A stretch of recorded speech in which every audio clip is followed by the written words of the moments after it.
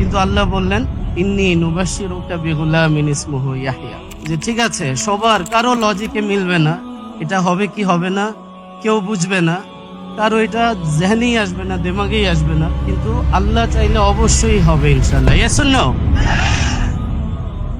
জাকারিয়া আলাইহিস সালাম বয়স হয়ে গেল ওনার অনেক, উনি 90+, আর ওনার ওয়াইফের বয়স হচ্ছে 85+।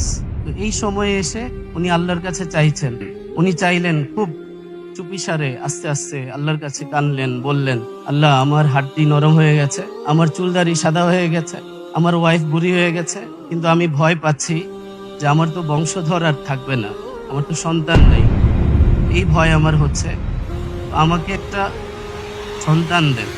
এই বিশ্বাসের সাথে যখন আপনি আপনার গোল সেট করবেন, তখন দেখবেন ছোট্ট গোল আর ইচ্ছেই হবে যে আমি দুর্বল, তাতে কি, আমার রব তো অসীম শক্তির মালিক। আল্লাহ। Yes or no? সুবহানাল্লাহ।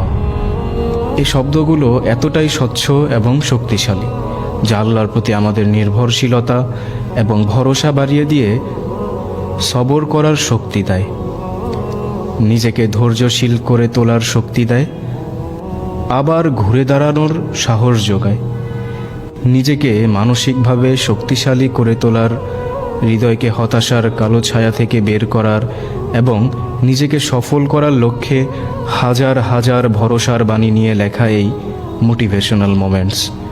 সম্পূর্ণ কোরআন এবং হাদিসের আলোকে বিশ্ববিখ্যাত ইসলামিক স্কলার মুফতি ইসমাইল মেনক বই দুটি লিখেছেন, যা আমাদেরকে হতাশায় নিমজ্জিত কালো ছায়ার আড়ালে লুকিয়ে থাকা আলোর কাছে পৌঁছানোর শক্তি দান করবে ইনশাআল্লাহ।